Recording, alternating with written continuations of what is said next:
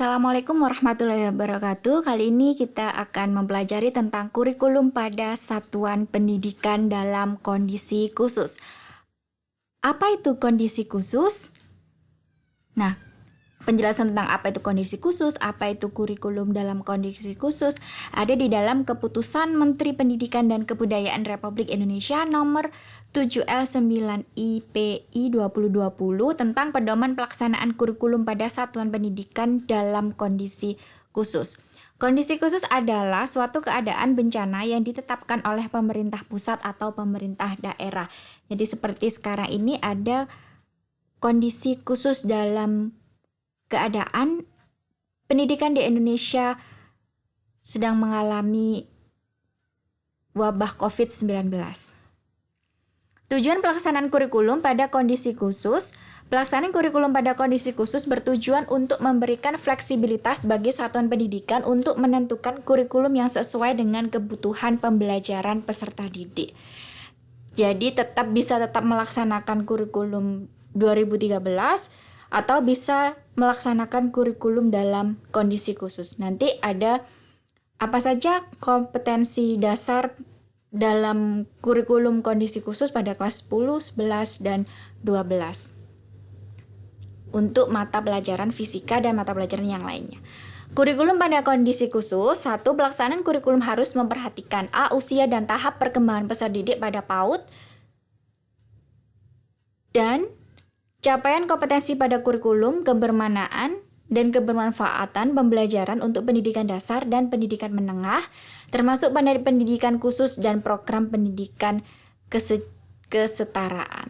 Jadi harus melihat tahap perkembangan dan capaian kompetensi. Yang kedua, satuan pendidikan pada kondisi khusus dalam pelaksanaan pembelajaran dapat A. Tetap mengacu pada kurikulum nasional yang selama ini dilaksanakan oleh satuan pendidikan, jadi tetap bisa mengacu pada kurikulum nasional yang selama ini, kurikulum 2013. Yang B. Mengacu pada kurikulum nasional untuk PAUD, pendidikan dasar, dan pendidikan menengah. Menengah ini ada SMP, SMA yang berbentuk sekolah menengah atas dengan kompetensi inti dan kompetensi dasar yang disederhanakan. Untuk kondisi khusus yang ditetapkan oleh Kepala Badan Penelitian dan Pengembangan dan Perbukuan. Jadi ada kompetensi dasarnya, ada yang disesuaikan dengan kondisi khusus, kondisi saat ini dalam wabah COVID-19. Yang dua, satuan pendidikan pada kondisi khusus dalam pelaksanaan pembelajaran dapat A. Tetap mengacu pada kurikulum nasional yang selama ini dilaksanakan oleh satuan pendidikan.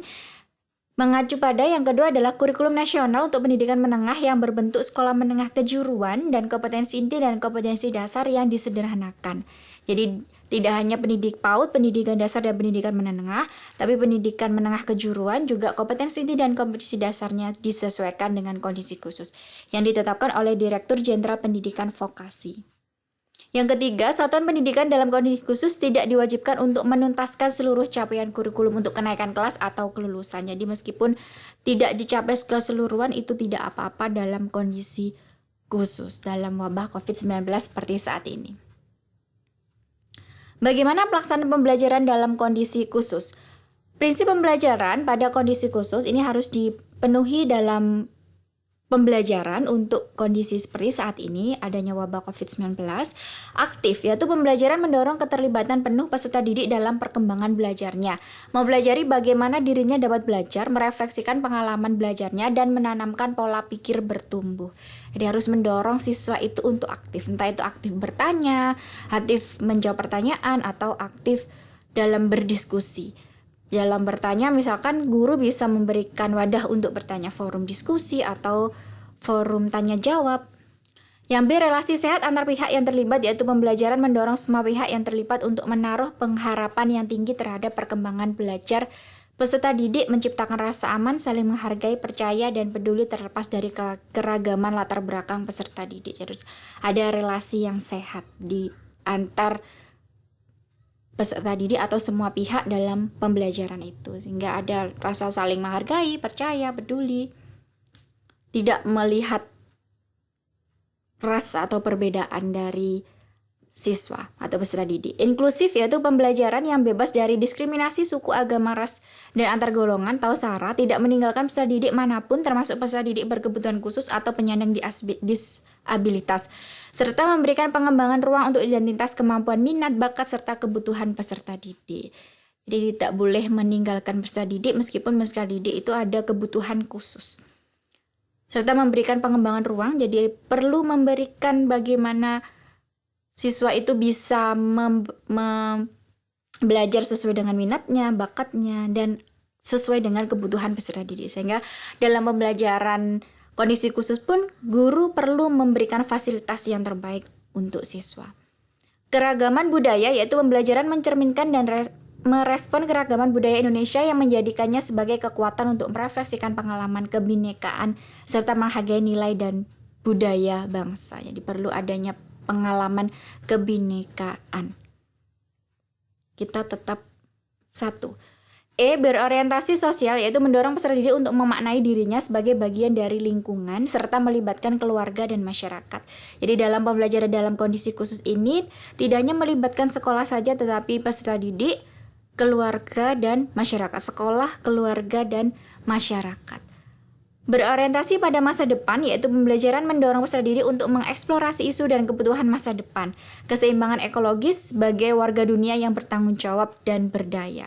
Apalagi untuk era seperti sekarang ini sebagai Internet of Things dan Big Data. Jadi peserta didik harus melihat eksplorasi isu atau kebutuhan masa depan. Yang G sesuai dengan kemampuan dan kebutuhan peserta didik yaitu pembelajaran difokuskan pada tahapan dan kebutuhannya, berfokus pada penguasaan kompetensi. Kompetensi berarti ada pengetahuan, keterampilan dan sikap, berpusat pada peserta didik untuk membangun kepercayaan dan keberhargaan dirinya. H. Menyenangkan yaitu pembelajaran mendorong peserta didik untuk senang belajar dan terus menumbuhkan rasa tertantang bagi dirinya sehingga dapat memotivasi diri aktif dan kreatif serta bertanggung jawab pada kesepakatan yang dibuat bersama. Jadi menyenangkan ini bisa kalau dalam pembelajaran fisika memberikan siswa masalah-masalah yang menantang yang ada di sekitarnya. Siswa bisa melakukan eksperimen sederhana dengan bantuan simulasi PET atau dengan alat-alat yang sederhana sehingga siswa bisa aktif, kreatif, dan bertanggung jawab terhadap tugas yang diberikan kepadanya. Pembelajaran pada kondisi khusus. A. Pembelajaran diawali dengan asesmen diagnostik. Apa itu asesmen diagnostik? Asesmen diagnostik adalah asesmen yang dilakukan secara spesifik untuk mengidentifikasi kompetensi, kekuatan, kelemahan peserta didik sehingga pembelajaran dapat dirancang sesuai dengan kompetensi dan kondisi peserta didik. Jadi harus guru merancang pembelajaran RPP itu harus sesuai dengan kompetensi dan kondisi peserta didik. Misalkan kondisi peserta didik tidak bisa melakukan pembelajaran online secara fully online, maka perlu dilakukan pembelajaran bisa menggunakan blended learning. Jadi digabung antara online dengan offline. Bisa dengan pembelajaran jarak jauh, jadi guru bisa datang ke rumah siswa untuk memberikan modul atau bahan-bahan pembelajaran. Nanti yang dipelajari siswa di rumah dengan bantuan guru, keluarga, dan masyarakat. B. Peserta didik yang perkembangan atau hasil belajarnya paling tertinggal berdasarkan hasil asesmen diagnostik diberikan pendampingan belajar secara afirmatif. Jadi yang merasa tertinggal perlu pendampingan guru. C. Pembelajaran dalam kondisi khusus dilaksanakan secara kontekstual. Kontekstual berarti sesuai dengan kehidupan sehari-hari siswa dan bermakna. Bermakna itu kalau sesuai dengan kehidupan sehari-hari pasti bermakna atau berguna. Dengan menggunakan berbagai strategi yang sesuai dengan kebutuhan dan kondisi peserta didik. Strateginya perlu disesuaikan dengan kebutuhan dan kondisi siswanya. Satuan pendidikan dan daerah setelah memenuhi prinsip pembelajaran. Bagaimana asesmen dalam kondisi khusus? Asesmen pada kondisi khusus yang pertama, asesmen dalam kondisi khusus tetap dilaksanakan berdasarkan prinsip valid atau sahih, reliable, acak, adil, fleksibel. Fleksibel ini sesuai dengan kondisinya, otentik dan terintegrasi. Terintegrasi itu terintegrasi dengan pembelajaran. Jadi asesmen itu tidak hanya dilaksanakan di akhir tapi juga di awal, saat pembelajaran dan di akhir. Hasil asesmen digunakan oleh pendidik, peserta didik, dan orang tua atau wali sebagai umpan balik atau feedback dalam perbaikan pembelajaran.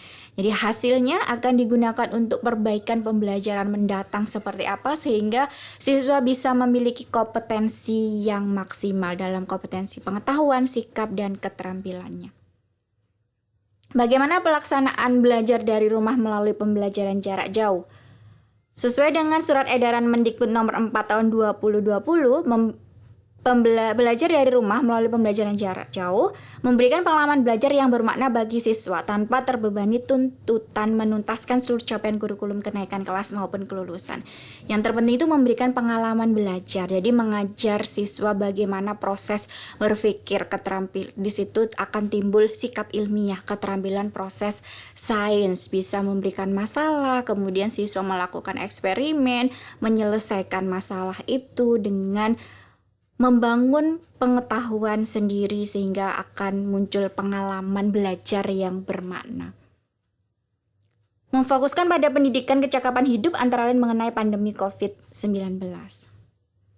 Memberikan variasi aktivitas dan tugas pembelajaran, belajar dari rumah antar siswa, jadi harus perlu variasi biar tidak monoton, biar tidak bosan, tidak selalu diberi tugas, tapi bisa dengan kegiatan berbasis aktivitas, melakukan eksplorasi, presentasi, membuat proyek, dan sebagainya. Sesuai minat dan kondisi, ini biasanya minat dan kondisi ini bisa menggunakan metode proyek, berbasis proyek, termasuk mempertimbangkan kesenjangan akses atau fasilitas belajar dari rumah.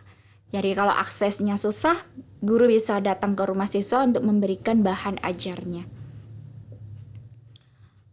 Memberikan umpan balik terhadap bukti atau produk aktivitas belajar dari rumah yang bersifat kualitatif dan berguna bagi guru tanpa diharuskan memberi skor atau nilai kualitatif atau kuantitatif. Jadi di sini perlu adanya feedback atau balikan.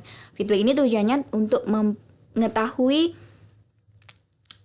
apa kekurangannya, kemudian diberikan balikan, diberikan feedback untuk memperbaiki pembelajaran. Bagaimana pelaksanaan belajar dari rumah oleh guru? Pelaksanaan belajar dari rumah oleh guru menyiapkan rencana pelaksanaan pembelajaran jarak jauh di mana guru harus memastikan beberapa hal berikut. Memastikan kompetensi pembelajaran yang ingin dicapai, tidak memaksakan penuntasan kurikulum dan fokus pada pendidikan kecakapan hidup. Jadi tidak harus tuntas kurikulumnya karena kita ada dalam kondisi khusus.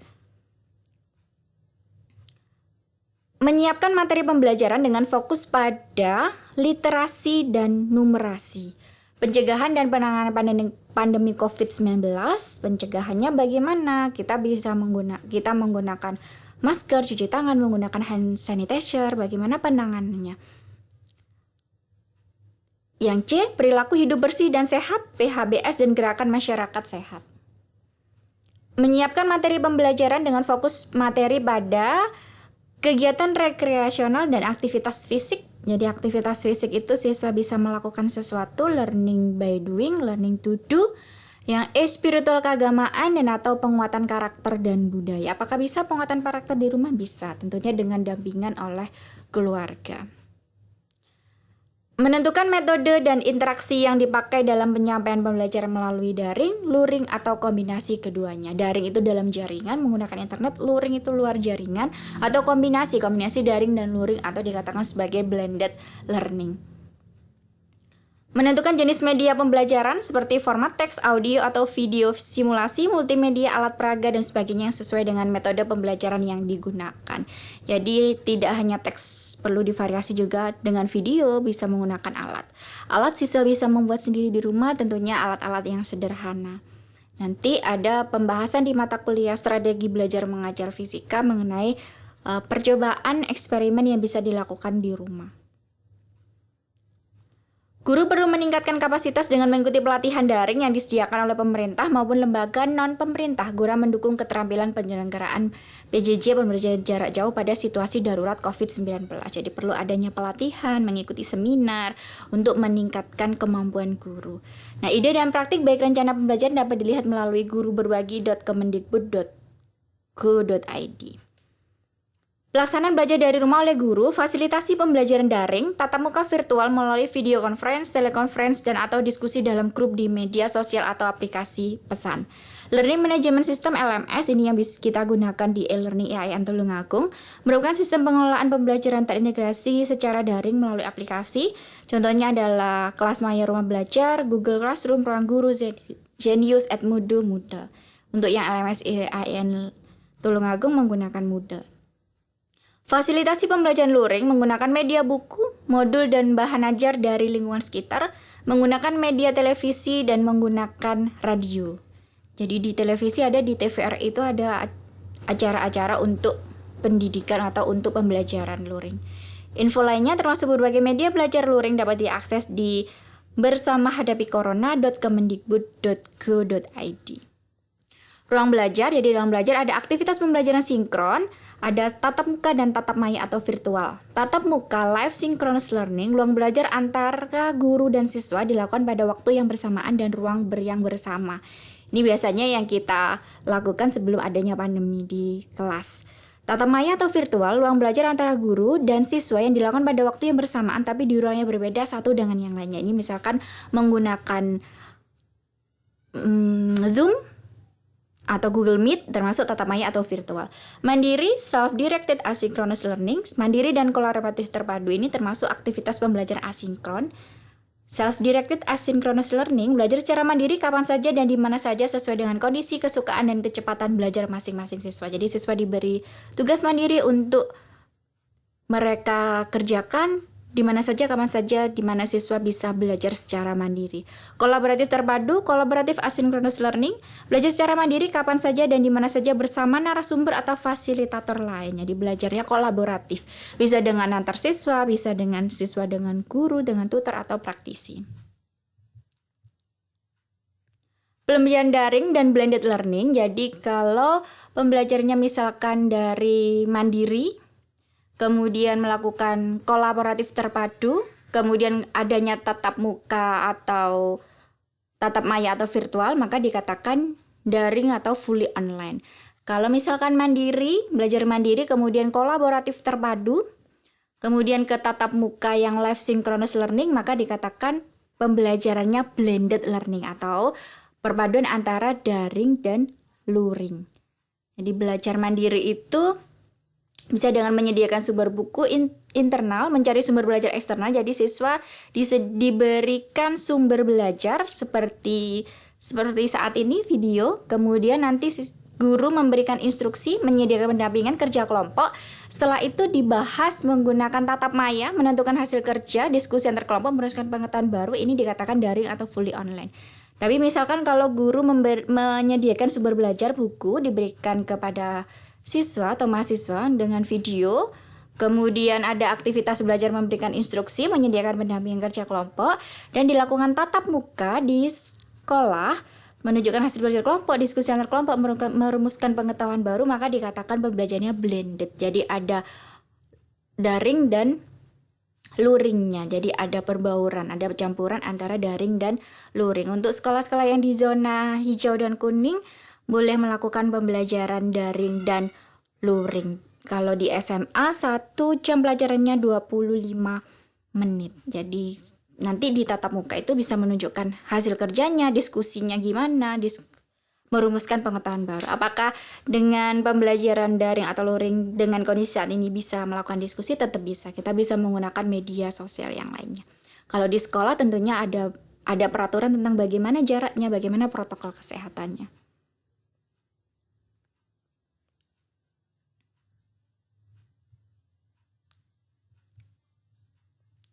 Nah, harmonisasi proses belajar daring ada high teach, kalau high teach dan high tech. High teach itu berarti keterampilan mengajarnya sangat baik, high tech tinggi, dan high tech ini termasuk yang paling baik.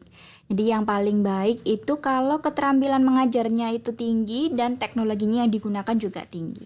Misalkan menggunakan Zoom dan mengajarnya guru sangat baik, asih itu ya, asuh sangat baik, maka ada di sini.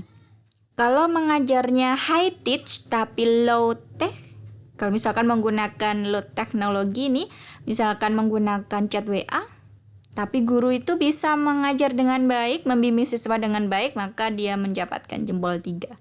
Jadi baik. Ini kalau ini sangat baik. Kalau misalkan high tech tapi low teach, teknologinya sudah tinggi tapi mengajarnya kurang baik, maka ada di kondisi yang seperti ini. Kalau low teach dan low tech, teknologinya rendah, mengajarnya juga keterampilannya rendah, Maka ada di kondisi seperti ini. Jadi kalau misalkan bintang gitu, bintangnya cuma satu, jempolnya cuma satu. Jadi yang paling baik adalah keterampilan mengajar tinggi dan teknologi yang digunakannya tinggi. Ingat, teknologi hanyalah alat, komitmen, kreativitas, dan kepedulian guru yang akan menunjukkan perbedaan dalam pengalaman belajar jarak jauh bagi siswa. Sekian pembelajaran kita hari ini, apa yang kita pelajari hari ini tentang kurikulum dalam kondisi khusus. Terima kasih. Assalamualaikum warahmatullahi wabarakatuh.